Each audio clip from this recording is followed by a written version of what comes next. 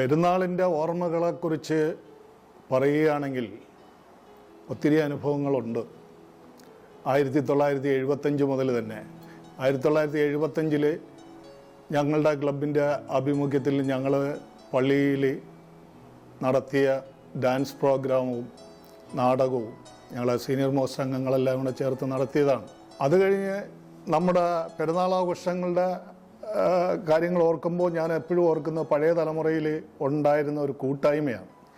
ഓരോ തിരുനാളിനും നമ്മുടെ വീടുകൾ പരസ്പരം ചെറ്റ വീടുകളായിരുന്ന കാലഘട്ടത്തിൽ പരസ്പര അയൽക്കൂട്ടങ്ങൾ കൂടി പരസ്പരം ഓരോരുത്തരുടെ വീടുകൾ മേയുന്നതിന് കൂട്ടായ ഒരു ശ്രമം നടത്തി സഹായിച്ചിരുന്നൊരു കാലമുണ്ട്.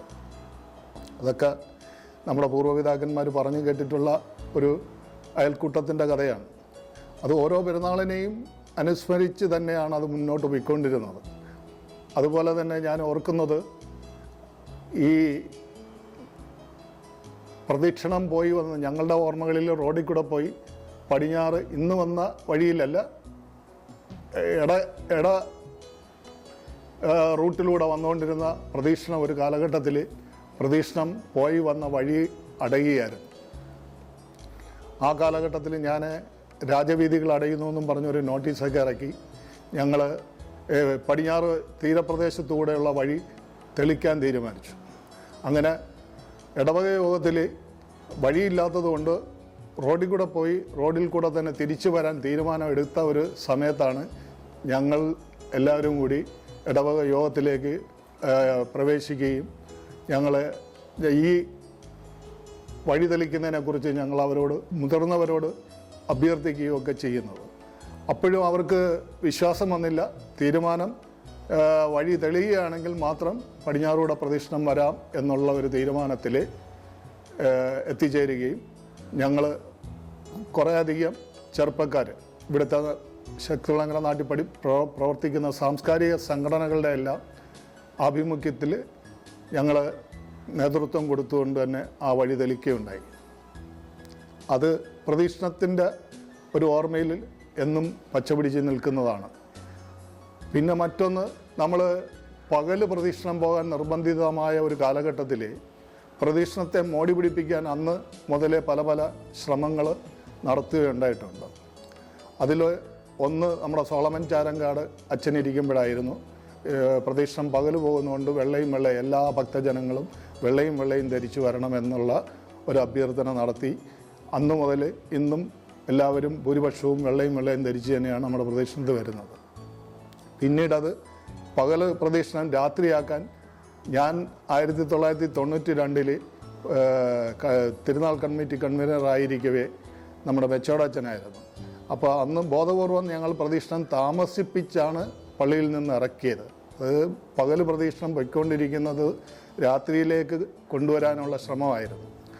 ആ കാലഘട്ടം മുതൽ തന്നെ ഞങ്ങൾ ഈ പ്രദക്ഷിണത്തെ മോടി പിടിക്കുന്നതും തിരുനാളിനെ മോടി പിടിപ്പിക്കുന്നതിനും വേണ്ടിയിട്ട് കൊടി കയറുമ്പോൾ വെള്ളരിപ്രാവുകളെ പറത്തുകയും ഹൈഡ്രജൻ ബലൂണിൽ നമ്മുടെ നോട്ടീസ് കൊരുത്ത് വാർത്തുകയൊക്കെ ചെയ്തിട്ടുണ്ട്. അതൊക്കെ നമ്മളൊരു പ്രതീകാത്മകമായി നമ്മുടെ തിരുനാൾ സന്ദേശം മറ്റുള്ളവരിലോട്ട് എത്തിക്കുക എന്നുള്ളതാണ്.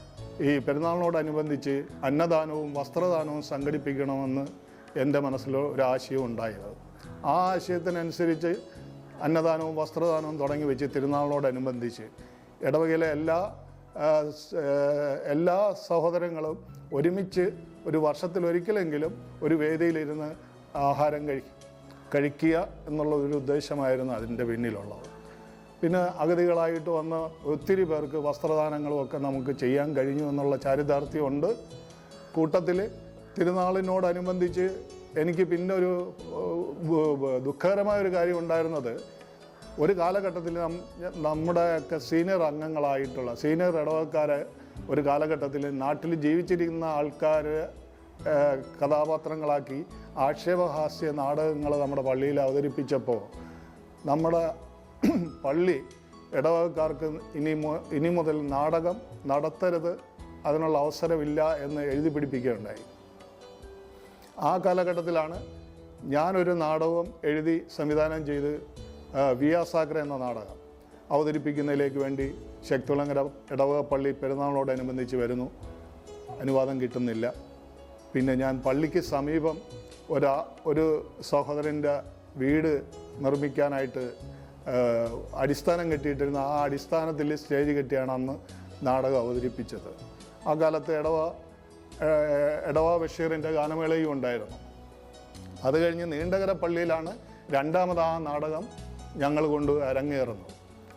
അപ്പോൾ ഇങ്ങനെയൊക്കെയുള്ള ചില പ്രയാസങ്ങൾ അനുഭവങ്ങൾ നമുക്ക് പെരുന്നാളിനോടനുബന്ധിച്ച് ഉണ്ടായിട്ടുണ്ട്.